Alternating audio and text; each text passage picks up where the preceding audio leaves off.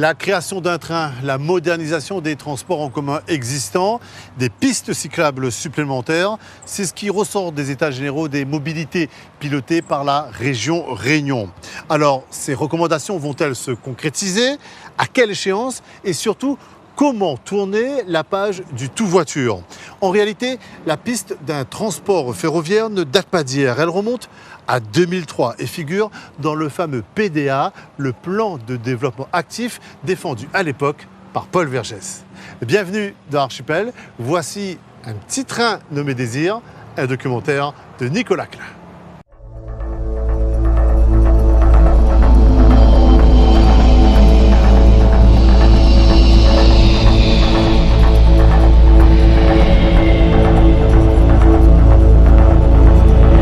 Aujourd'hui, on est déjà dans le coma circulatoire.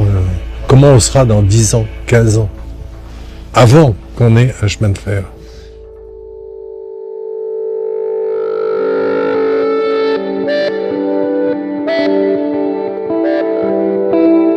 Comme un troupeau mouton ne s'abat dans la rivière béton.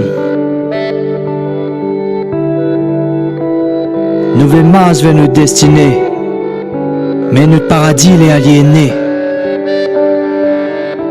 Quel sommeil il faut nous prendre? Quel sommeil il faut nous prendre?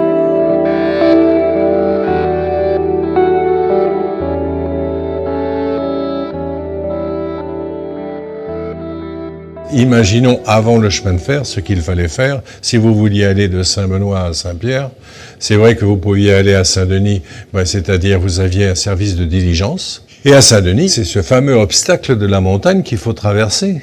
Donc là, vous n'avez pas 36 solutions. Soit vous empruntiez la montagne, soit vous essayez d'aller un peu plus vite en empruntant des chaloupes qui vous permettent de passer de Saint-Denis à la Possession. C'était le système des marines, on se débrouillait.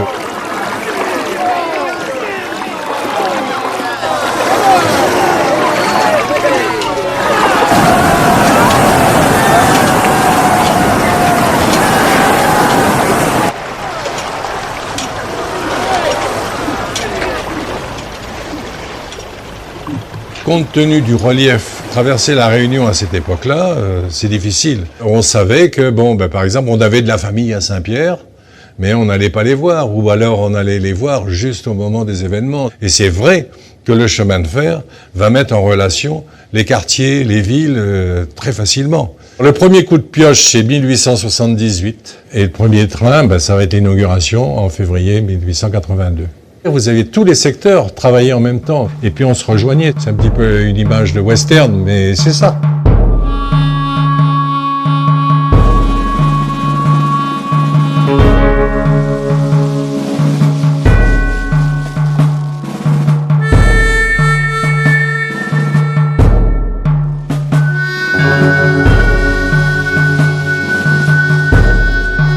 Il faut se remettre dans le contexte, nous sommes dans les années 1870, la Réunion traverse une crise épouvantable et nous avons un gros problème, c'est d'exporter tous nos produits et puis même au niveau de l'importation, c'est très difficile puisque nous n'avons pas de port. On décide de faire un port artificiel relié à Saint-Benoît et à Saint-Pierre par le chemin de fer. Le point kilométrique zéro, ça sera Saint-Benoît.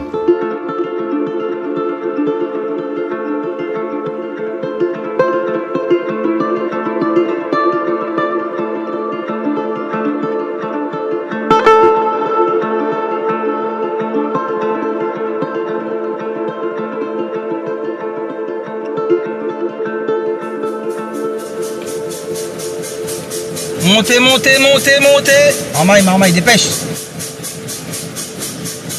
Départ Saint-Benoît.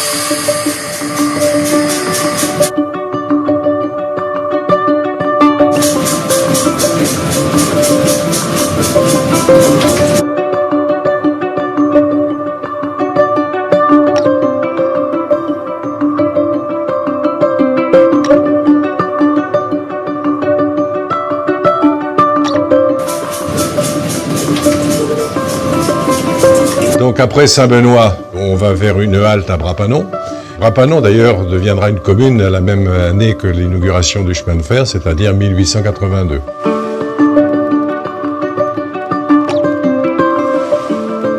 la rivière du Mât avec le pont de la rivière du Mât, ces grands ponts ferroviaires très caractéristiques. Ce sont véritablement des cathédrales de métal, hein. C'est un pont d'une seule portée.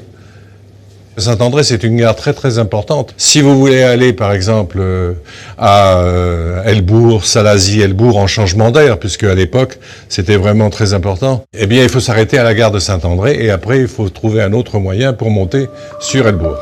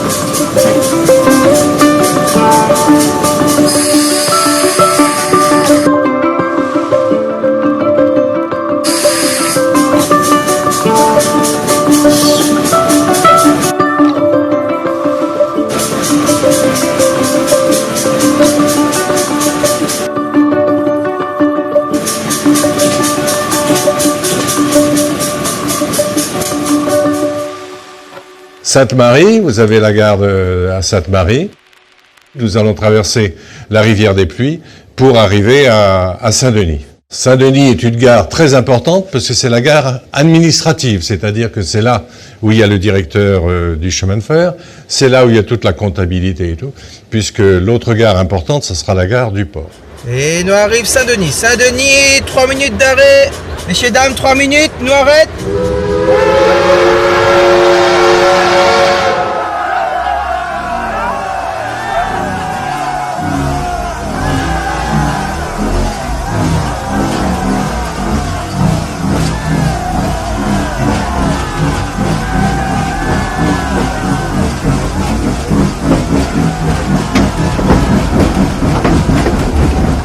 Et on va traverser la rue de l'Embarcadère, c'est-à-dire l'actuelle rue de Nice, au pas. C'est pour ça qu'on a toujours cette image de la locomotive qui est précédée d'un homme avec une cloche, ce qu'on appelait le clocheman, qui lui marche au pas et prévient quand il y a un embranchement de l'arrivée du train.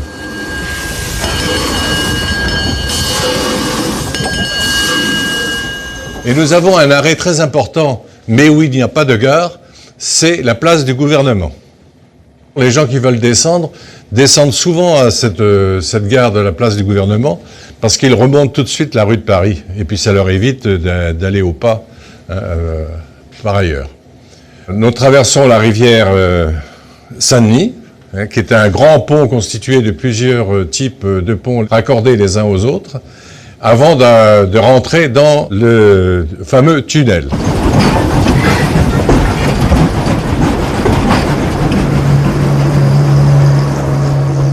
Quand vous faites un tunnel, vous passez d'un point et vous avez un autre point et vous essayez de vous retrouver à un moment donné.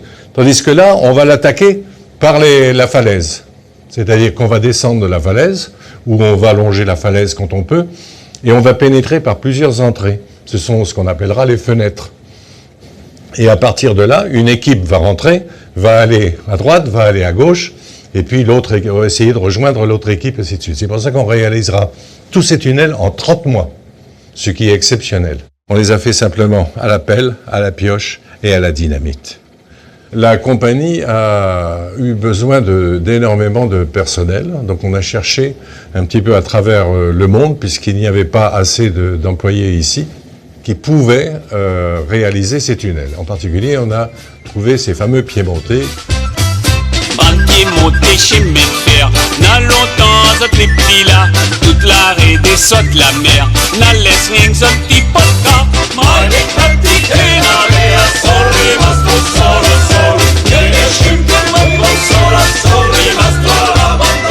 Les Piémontais sont arrivés à La Réunion en 1878, au moment où on commençait les premiers travaux pour la construction du tunnel. En fait, ils étaient mineurs. C'est pour ça d'ailleurs qu'on les a fait venir et qu'ils avaient un pouvoir, quasiment un pouvoir de sorcier, celui de faire des explosions de roches, de poussière. J'ai récupéré relativement peu de noms sur les à peu près 200 Piémontais qui sont venus percer les tunnels à La Réunion. Je n'ai retrouvé la trace que d'une vingtaine, dont à peu près 5 ou 6 qui sont restés à La Réunion parce qu'ils ont épousé une créole, une femme réunionnaise. J'ai retrouvé par exemple un Revello qui a eu des filles. Ces femmes se sont mariées avec des Réunionnais, elles ont changé de nom, donc c'est difficile de retrouver leurs traces. Il y a une trace quand même de ces Piémontais, c'est dans le cimetière des Piémontais à La Possession. Alors est-ce qu'il y a des Piémontais dans ce cimetière? Ça c'est une autre histoire, mais le nom est resté. Moi j'ai l'impression, en mettant ma main sur la roche, de mettre ma main à l'endroit où ces hommes ont posé leurs mains. Je trouve qu'ils sont présents.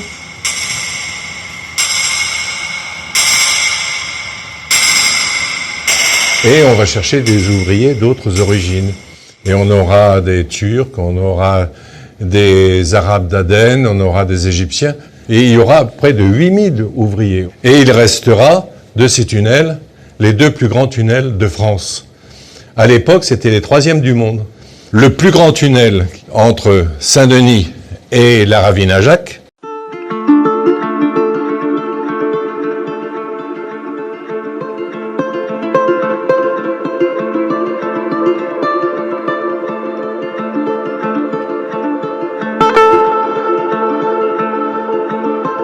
Ensuite, on aura un petit tunnel entre la ravine à Jacques et la Grande Chaloupe.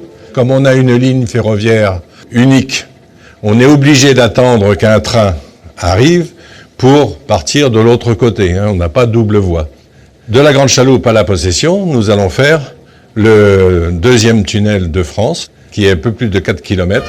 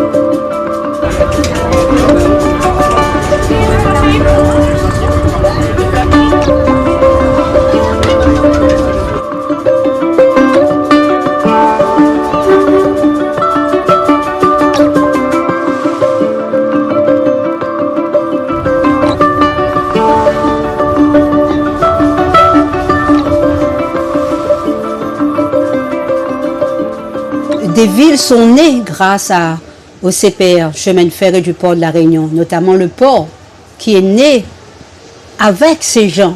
Il faut remettre ces machines en l'air pour les enfants qui arrivent, pour les générations futures, pour que l'histoire soit transmise. Je suis très attachée à l'éducation populaire parce que ces machines, elles ont vécu, elles font partie de nous. Nous, les Réunionnais, on appelle le petit train, mais ce fut un très grand train. Il a été un poumon économique de la Réunion.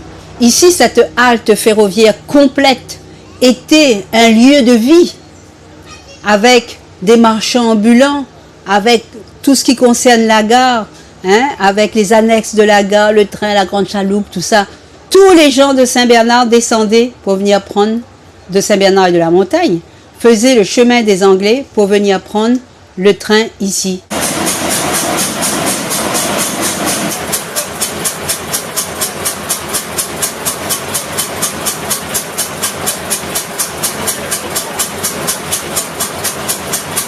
Ce train, il a un avenir. Eh bien, il faut l'utiliser. Et surtout qu'il est inscrit au patrimoine. Eh bien, les choses qui sont inscrites au patrimoine, c'est un musée vivant, ce train. Ils sont pas là pour dormir, sous un tunnel. Elles sont là pour être utilisées. Alors, utilisons-les à fond et à bon escient. Je suis peut-être visionnaire, pas peut-être, très probablement visionnaire, et je sais que nous pouvons. Si nous voulons, nous pouvons.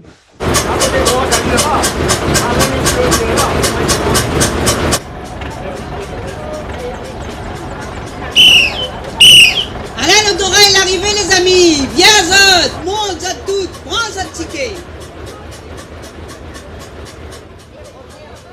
Messieurs, dames, la balade du petit train a commencé.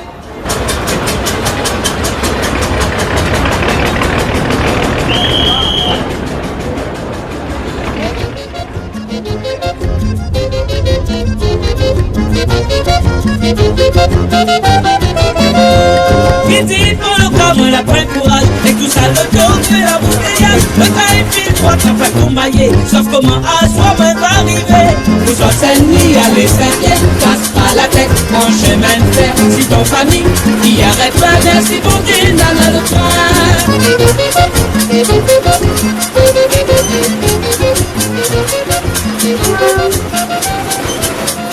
Pour moi, la Grande Chaloupe, ça représente tout. Hein, nous avons grandi là, avec toutes les anciennes coutumes de longtemps. Bon. La plupart du monde se souvient bien si en bas, habite ici par rapport au chemin de fer. Donc, quand le chemin de fer a commencé, le monde a commencé à installer un petit peu. Il était plus facile. Le monde sort de la montagne, la descendre, il habite là, esprit justement pour un peu de travail, pour gagner du travail, tout ça là.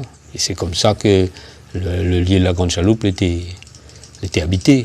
À nous, peut-être, des autres habitent là, ça ne gagnera pas, mais à nous sortir là, ça sera difficile pour nous, comme si vous déracinez un peu de bois. Bon. Et voilà. Il y avait pas mal, la Grande Chaloupe, il y avait au moins une dizaine. C'était entretien la voie, c'était quand on a le grand matin, chacun de son tour, tu fais garde lune, ça va, avec un petit lampe minière, avec pétrole dedans, avec un petit mèche. Là, il y en a un, il fallait que ça va côté Saint-Denis, l'autre, ça va côté la position. Et là, il regarde avant le premier train. Il faut que la pointe galée, la tombée. Tout ça là, on avait bon pétard comme ça, il accroche d'ici le truc comment, ferraille, dedans on a la poudre. Ils installent ça au moins 300-400 mètres avant, comme ça. Si un train il vient, dès qu'il passe là, s'il y a un temps, le train il freine direct.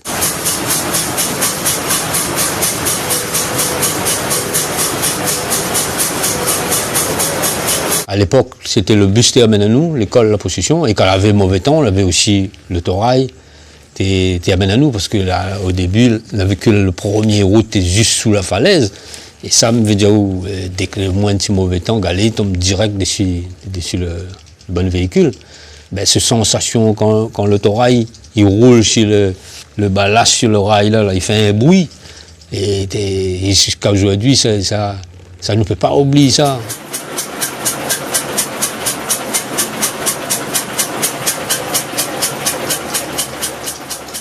Avec Gramon, M. Dépès Clément, qui appelle Ali son petit nom, M. Nono. Mais Ali, il dit à moi à l'époque, quand il a vu que je intègre l'association de train là, il a dit, tu vois qui m'a été conduit, et c'est lui qui conduit la drésine. Il a dit à moi, surtout, abandonne pas ça, garde toujours ça, parce que essaye, largue pas. Et après, il me dit, comme il dit, on avait M. Nono, M. Gabi, M. Jérémy, M. Ramos, papa, la bonté, il avait tout ça là. Quand on voit, après il y avait le dernier mécanicien, M. Barons, Raoul, M. Esfrit, le chef de gare, le dernier chef de gare. Quand la fermée, il a parti d'ici les 7 corps, il a parti, et tout ça là. Et c'était un plaisir, me dire, quand on la vive, bonnes affaires comme ça, aujourd'hui, on ne peut pas dire comme ça, ou abandonne ça, ou dire, et même si, des fois, comme il dit, on a des hauts, des bas, et des fois, on a envie de dire, on baisse les bras, mais après, quand on réfléchit le soir, on dit, non, on ne peut pas laisser ça aller comme ça. Là. Il y a comme un devoir, et comme pour moi, il me semble que Ben Gramoun, là, de temps en temps, il fait comprendre à moi, ou là, commence un truc, des fois, il me cause des coups, mais mon larme, il roule dans mon yeux, parce que il parle, c'est le cœur, des fois, il me cause. Mais pas là d'association là pour faire dire, pour faire lever dette ou pour l'argent ou quoi que ce soit. Hein. Et en mémoire aussi pour cette le travail là-dessus, pour cette les morts là-dessous, quand la PS ce tunnel là, parce que ça il n'est pas évident. Aujourd'hui, il y a un bon tunnelier qui traverse plus le roche, plus de avance vite. Mais à l'époque, la PSA, la dynamite, t'es pas facile. Aujourd'hui, on a besoin que les générations qui viennent là, ils connaissent comment on a fait ça, et ça, on comprend, voilà.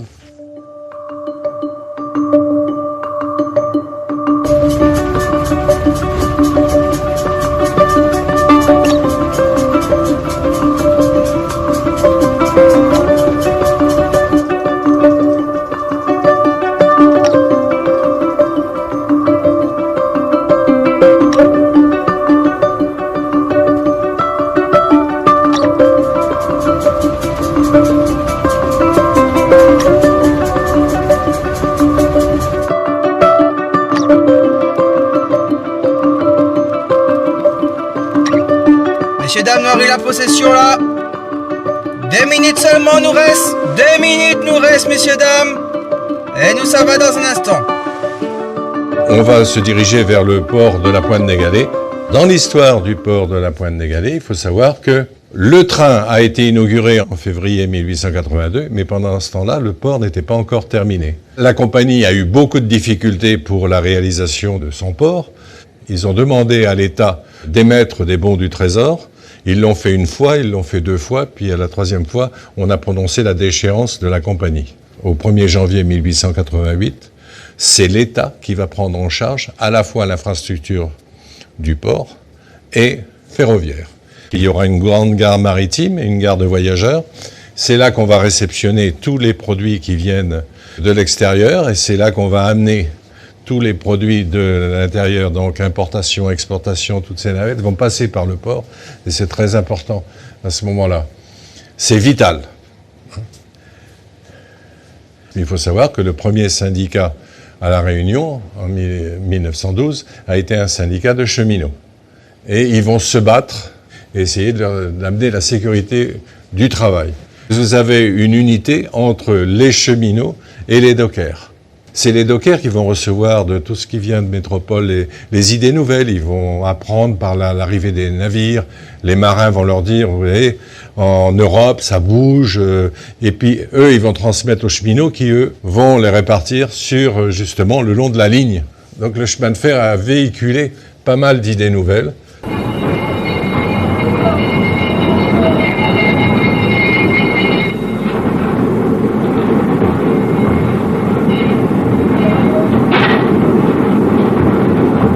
Le point faible de la ligne, c'est la rivière des Galets.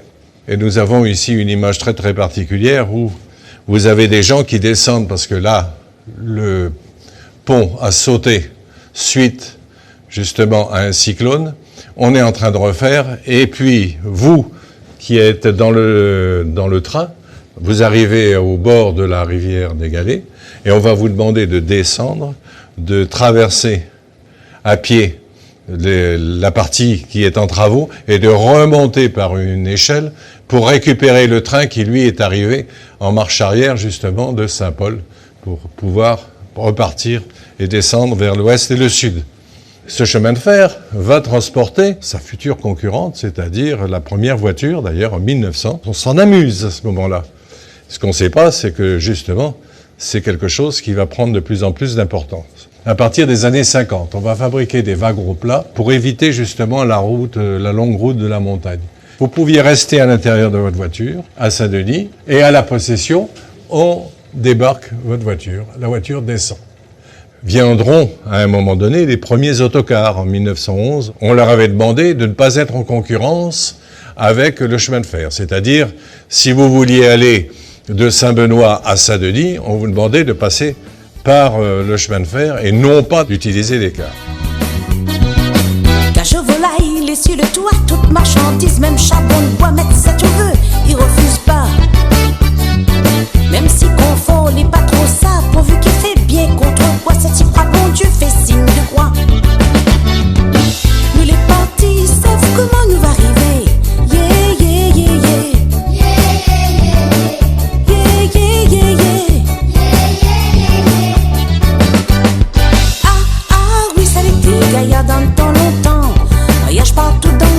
cher au volant, nous l'avait bon chauffeur. Oui, nous t'es bien bénin, et l'avait pas trop l'accident. Nous l'avait pas peur, dans petit cas courant d'air. Nous l'avait pas peur, dans petit cas courant d'air. Après tout, on va faire des belles routes, on va les asphalter, puis à partir de là, on trouvera des moyens beaucoup moins peut-être onéreux pour l'État, puisqu'après tout, ça sera aux compagnies de transport en commun de se débrouiller, et puis d'innover, de mettre du matériel performant. Le combat rail-route, il est déjà joué, c'est-à-dire la route est gagnante à tous les coups, là.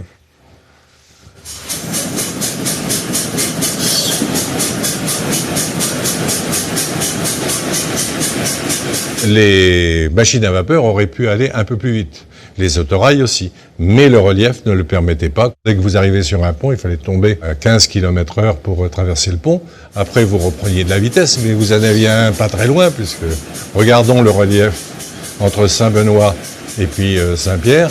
Vous êtes sans arrêt en train de traverser une ravine et vous avez un ponceau, donc vous êtes sans arrêt en train de maîtriser votre vitesse. Saint-Benoît-Saint-Pierre, au début, c'était environ de 10h, 11h. Mais après, on est arrivé à peu près à 5 heures. Là, nous avons le Cap Bourgogne, et vous avez la route, ce qu'on appelait la route coloniale, ou la route nationale. Et aujourd'hui, on a enlevé tout ce remblai, et on a descendu ici, et c'est une voie routière.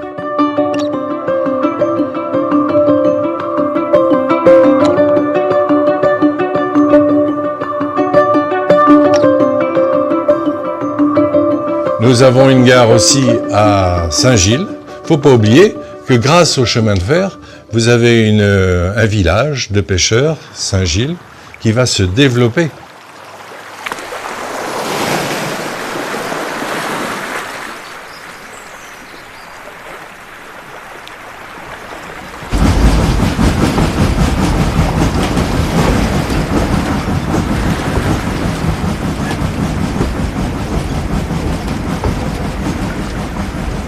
Des ponts très caractéristiques, c'est le pont de la Grande Ravine, qui aujourd'hui a disparu, dont on a des vestiges ou sur la culée droite ou sur la culée gauche.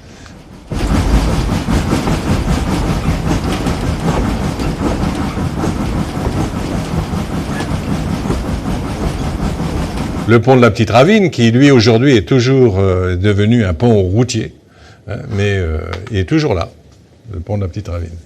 Et ici, nous avons un convoi très caractéristique avec une locomotive, des wagons de marchandises bâchés et toutes les voitures de voyageurs. Avec la dernière voiture qui est probablement une voiture de la Poste, Saint-Leu, qui va se développer également grâce au chemin de fer.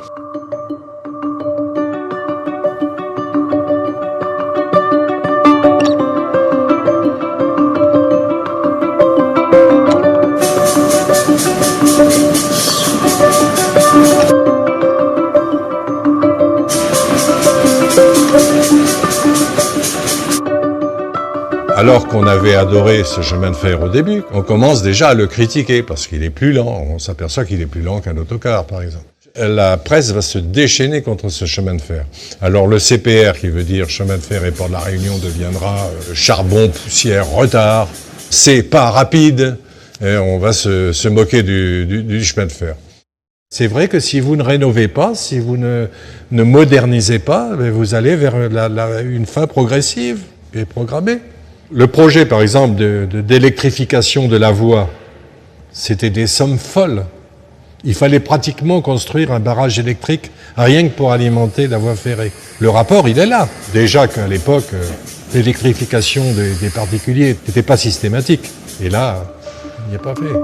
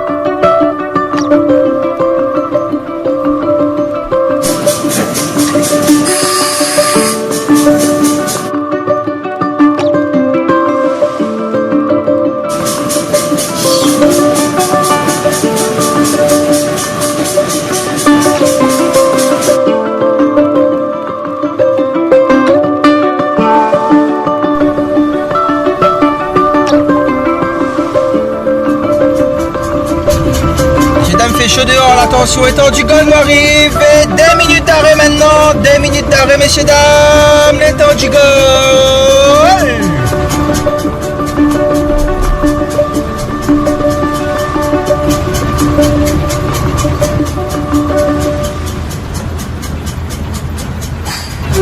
Allez, ça va.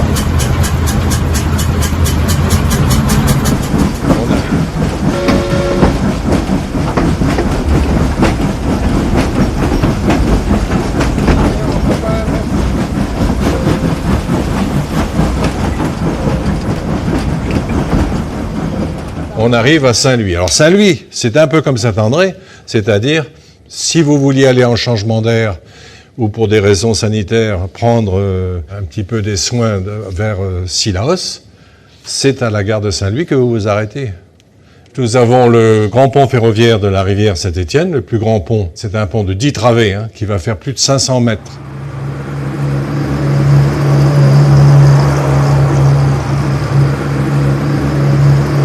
Et ce sera après le plus grand pont routier, puisqu'on utilisera les piles du pont pour le transformer en pont routier. Et là, vous vous retrouviez sur Pierrefonds.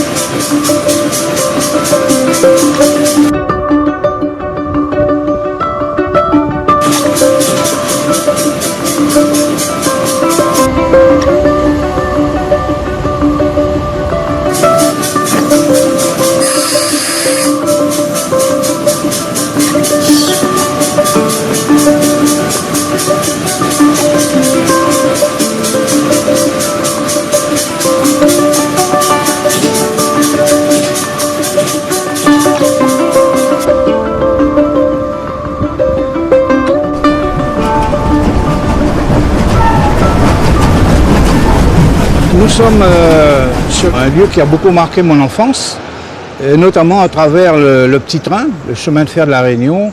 Et à cette époque, fin des années 50, mes parents se sont installés dans l'ancienne gare désaffectée de chemin de fer qui se situait là où la gendarmerie a été construite en 61. La voie ferrée, c'est là où nous sommes, et il y avait une seule voie. Voilà, une seule voie. J'ai envie de dire que j'ai grandi dans le train.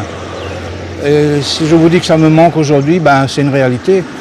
Grandi dans le train, pourquoi? J'étais souvent sur le trajet avec mes parents, la famille, Saint-Pierre-le-Port, Saint-Pierre-Saint-Denis, Saint-Pierre-Saint-Benoît, où nous allions en vacances. C'est une erreur monumentale du gouvernement d'avoir supprimé notre petit train. Aujourd'hui, on en a besoin.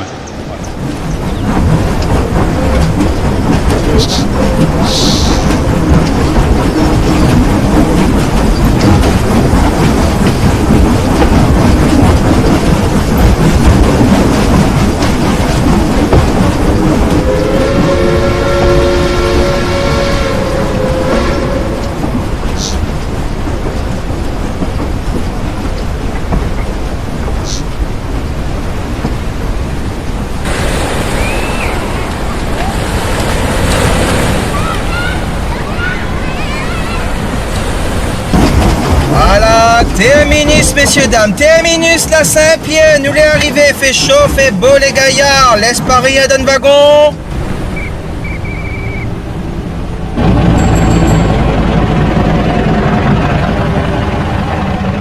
C'est un chemin de fer qui va faire 126 km 200 exactement.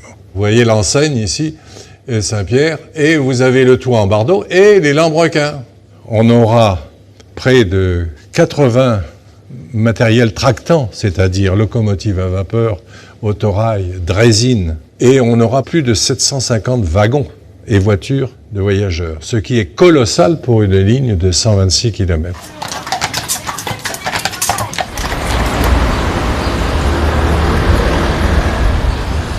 Pour être impressionnant, c'est impressionnant. Lorsque j'ai franchi la marche, là, ça me rappelle énormément de souvenirs d'enfance. La voiture, les banquettes, l'odeur. Je ne sais pas si... Il y a l'odeur du cuir. C'est comme comme si on entre aujourd'hui dans une vieille de chevaux, elle a encore l'odeur d'origine et c'est pareil. Et c'est même émouvant. Là, nous sommes au terminus de Saint-Pierre, de la gare de Saint-Pierre, près du port. Un peu plus loin, la longère qui existe, là, c'était des garages et des ateliers. Avant que le train ne parte, il y avait les marchands de pistaches, des petits bonbons. Il y en a qui entraient avec un panier de légumes pour aller vendre à Saint-Louis, par exemple. Tout faisait un ensemble, une ambiance qui faisait oublier un petit peu la longueur du trajet. Hein. J'étais toujours debout, devant, à côté du conducteur. J'étais rarement assis. Je voulais voir devant. Dans le tunnel, c'est magnifique de voir devant. Et quand il y avait besoin de klaxonner, le conducteur il me faisait signe et puis je klaxonnais. Sur cette photo, l'ancienne gare dans laquelle nous avons habité jusqu'en 61. Et là, ici, on la voit de profil, avec la maison d'en face et côté mer. Le train de marchandises.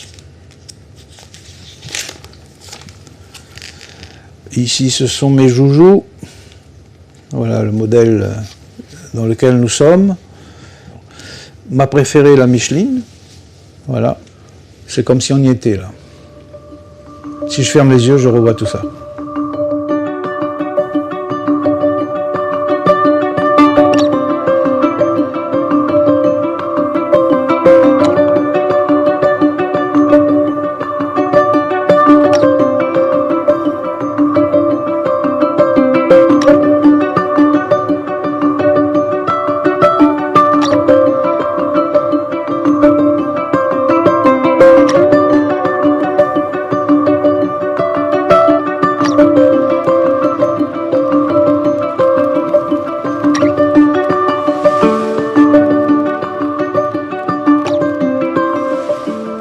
Il y a eu un désir de détruire, c'est vrai qu'il y a eu un désir d'effacer.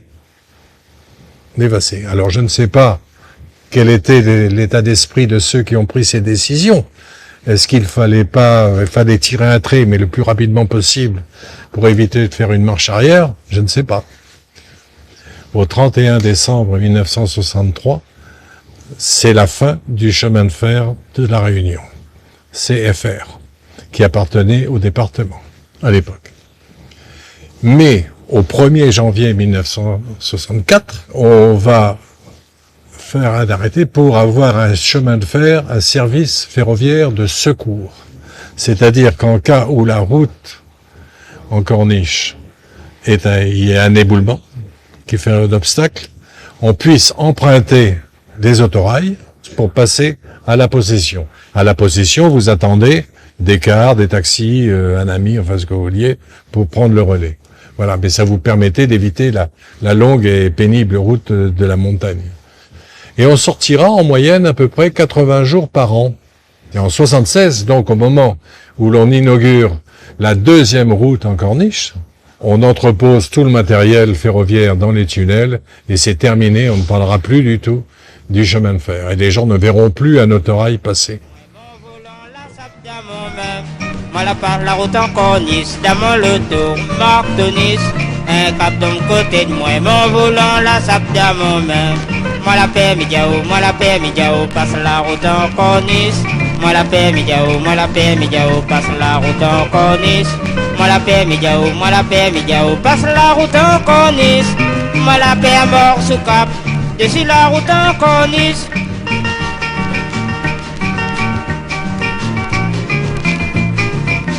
Si je reviens à la période, ce qu'on appelle la période pompidolienne, où la Réunion est en plein dedans, on a totalement favorisé une société qui s'est bâtie autour de l'individualisme lié à l'automobile. Et aujourd'hui, on le paye cash. Toute cette popularité que le Citroën a emmenée dans la vie, ce que j'appelle moi l'ambiance créole, on a tué un peu cette ambiance-là avec l'avènement de l'automobile. il y avait des développements de lignes de transport urbain de voyageurs, mais qui étaient au grand mérite des familles des transporteurs. Et là, j'en veux pour preuve de façon historique, nous sommes aux côtés des Lazarés.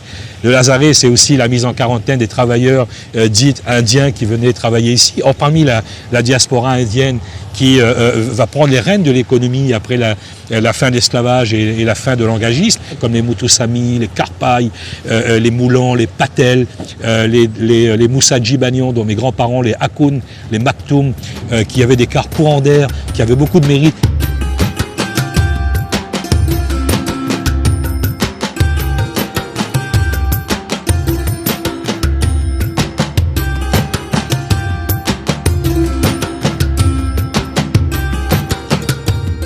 Et puis il y avait des créoles blancs, il y avait des sauterons, des Domitiens Max. Je leur rends hommage à tous ces créoles, à toutes ces grandes familles réunionnaises, parce que l'État ayant délaissé le développement infrastructurel des transports de voyageurs, et bien ces grandes familles vont structurer, vont avoir le mérite d'organiser les transports. Et quand arrive là-dessus la période 81 jusqu'à nos jours, il va y avoir avec M. Gaston Defferre la grande loi de décentralisation et une des lois structurantes, ça a été la loi d'orientation et transport intérieur. C'est elle qui va donner le là à ces collectivités locales de s'organiser, de se regrouper. La décentralisation ne sera vraiment réussie que le jour où la décentralisation administrative et politique sera suivie, complétée par une décentralisation culturelle et économique. Pendant ce temps-là, là-bas, comme disaient nos anciens, dans le pays Lafré, ont développé des grandes lignes ferroviaires, ce qu'on appelle le RER, le réseau express régional, puis des trains d'équilibre du territoire, puis des TER. Et donc on aurait dû être traité, ça y revient tout le temps, sur un même pied d'égalité que les autres départements et régions françaises, vous voyez. Personne n'est mimimati, hein. Personne ne va claquer des doigts et dire en 5 ans on peut faire un train sur 150 km entre Saint-Benoît et Saint-Joseph, c'est pas vrai. On mentirait aux gens. Aujourd'hui, les Réunionnais sont tout à fait conscients de cela. Ils l'ont appris de façon pédagogique dans les états généraux des mobilités. Et donc tout le monde est conscient aujourd'hui qu'il faut avoir un laps de temps entre 10 et 20 ans. Mais qu'est-ce qu'on fait entre le 0 et le 10 ans? La question est là. Le 6 décembre 2022, la présidente de région Huguette Bello écrit une lettre à Emmanuel Macron visant à relancer le projet de transport ferroviaire à La Réunion. Pourquoi les Outre-mer sont-ils absents du dispositif financier mis en place pour le développement des transports ferroviaires régionaux? C'est toujours ce sentiment d'infériorité. Si on prend le cas où on est inférieur, le faille, comme dire que l'expression créole, ou on prend le cas où il faille, on va prendre l'auto. Malheureusement que ça existe toujours. Il faut un changement de comportement et de réflexion profond chez nous, dans nos modes de déplacement quotidiens. Ce qui est précieux aujourd'hui, c'est quoi? C'est le temps. Le temps passé dans les embouteillages, Transdev avait fait une étude là-dessus, c'est l'équivalent d'1 mois et demi de vie que vous donnez aux embouteillages par an. L'arrivée de la route de Tamarin, ça a donné rapidement une bouffée d'oxygène. Mais rapidement aussi, ça se fait aspiration. Les gens disent, prends l'auto, ça travaille. Là, la route, là, ils viennent faire 4 voies, les gaillards. Mais oui, sauf qu'aujourd'hui, quand on arrive tous les matins, plateau Caillou, pour traverser Saint-Paul, on met 45 minutes en moyenne. Voilà. Demain, on mettra 1 heure. C'est certain. Avec l'arrivée de Paul Vergès à la région, il décide d'offrir aux Réunionnais une véritable alternative au tout automobile. D'où le projet Tram-Train. Un réseau ferroviaire de Saint-Benoît à Saint-Pierre, quasiment identique à celui du chemin de fer. La région, à travers des sondages qu'elle avait réalisés, ne parvenait pas à fédérer les Réunionnais sur ce projet. Comment fédérer une population? C'est un projet qui existe encore que sur le papier. Alors j'ai eu la formule, je dis, président, il faut leur montrer que ça existe déjà. Et il dit, mais comment vous faites ça? C'est pas possible. Je dis, aujourd'hui, on peut faire des supports vidéo en 3D avec une intégration optimale dans l'environnement. On a diffusé ça en direct sur les 2 chaînes de télévision, Antenne Réunion et Réunion Première. Et aussi dans les salles de cinéma, les gens ont cru. Moi, je me souviens, le lendemain, mon assistante me disait que sa tante qui habitait à Sillaos lui disait quand est-ce qu'elle peut venir pour aller dans le tram-train. des gens, certaines personnes ont cru qu'il existait déjà. Et là, du coup, c'est monté en puissance. Et après, on est arrivé 1 an ou 2 ans après, 90% de la population était favorable au tram-train.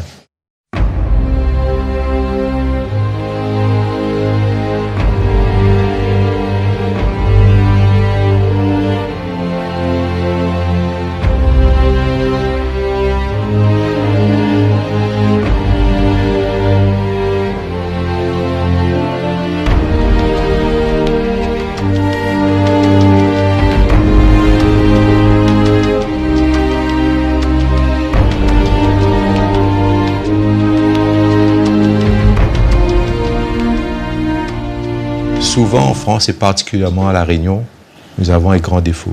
Quand le projet est d'utilité publique et qu'il y a un changement de majorité, malheureusement, les nouveaux élus, ils ont toujours tendance à effacer ce qui était avant eux.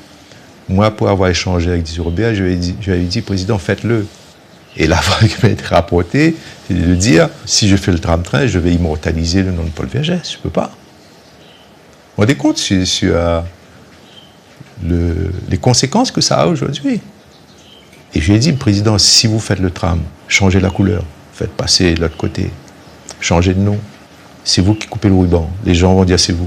Même à l'époque, le président de la République, j'ai encore un courrier de Nicolas Sarkozy, qui était président de la République, adressé au président de région, le félicitant de son élection à la région, mais en lui disant, fais le projet tram-train. Réalise le projet. Parce que le territoire en aura besoin. Ça n'a pas été fait.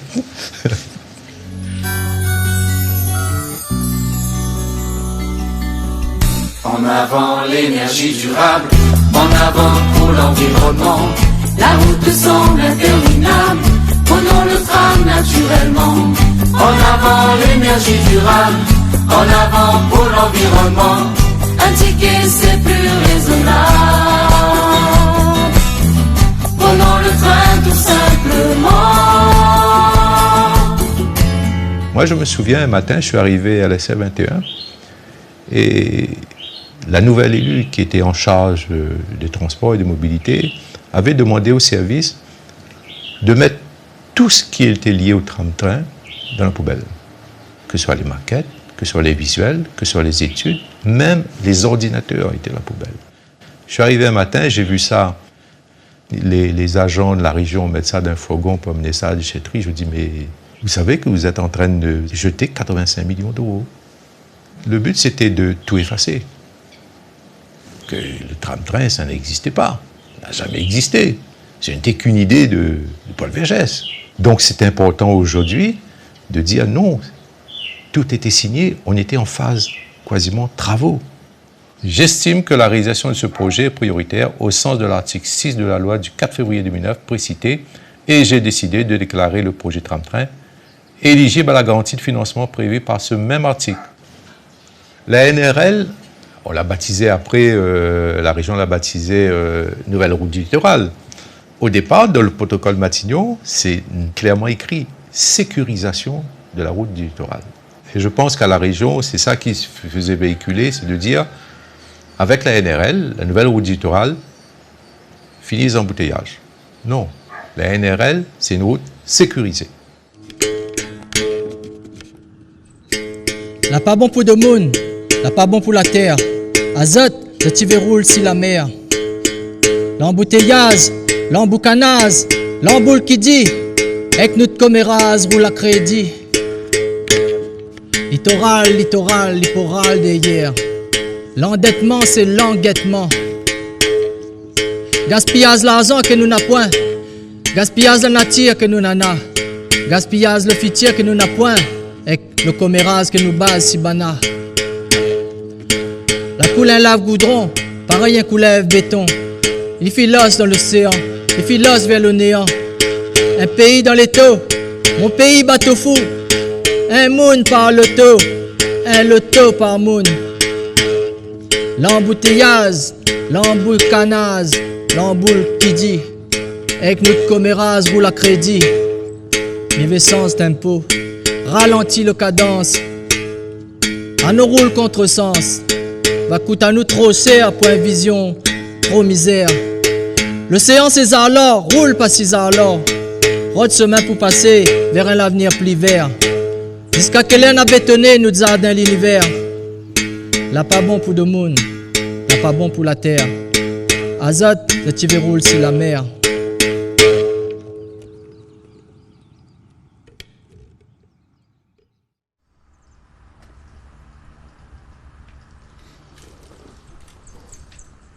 Un tramway ou un tram-train, ça donne une autre image, ça propulse la ville, le territoire, dans quelque chose de moderne, d'avant-garde. Voilà, regardez à Maurice, si vous avez la gare Victoria, ça coupait le souffle, ils ont fait un truc de ouf, quoi. Un truc anglo-saxon, certes, mais ultra moderne. Ça donne envie. C'est propre, c'est nickel, et on respire mieux aussi. Voilà. On va atteindre 1 million d'habitants, ça veut dire plus de 500 000 véhicules. Aujourd'hui, on a 470 000. Les experts estiment, dans les projections, à 570 000, personne ne bouge. 570 000 véhicules, c'est demain. Hein? Comment on fait? On va faire comme certains pays, bon, numéro pair, numéro impair, connaissant créole, là, ça peut être de l'auto. En plus, impair, pair.